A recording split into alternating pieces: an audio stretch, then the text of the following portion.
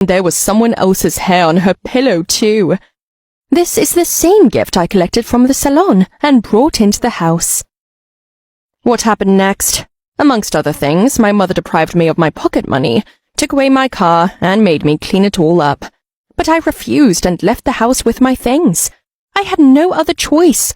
Since we couldn't live like this, I decided to go to my father, who'd agreed to take me in. His wife wasn't home.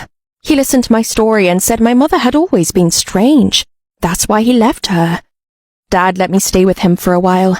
I fell asleep on the couch in the living room and heard someone talking in the house. Honey, you know I don't mind, but you can't stay here. What if her rabid mother calls the police? I don't want any trouble. We have kids too. My dad tried to protect me, but I lied and said my mom had called a cab. I'll go to her. Thank you for everything. I couldn't go back to the house, so I drove to the coffee shop. The waitress let me sleep in her back room. I lived there for a few days, helping out with things at the coffee shop and getting paid a little pocket money, plus food. While I was cleaning the kitchen, I heard a familiar voice. It was my mom, and she came in and asked if I was there. What happened? Mom looked so pathetic, crying, saying she was sorry and ashamed of her actions, that it was all her fault, and instead of getting the treatment, she decided to put her problems on my shoulders.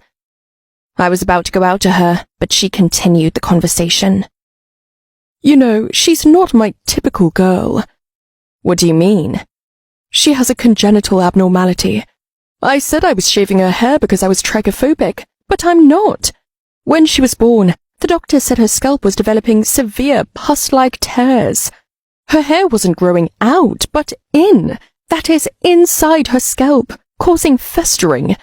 I treated her, ran to hospitals, constantly doing anything, but the results were the same, and I found no other way out but to constantly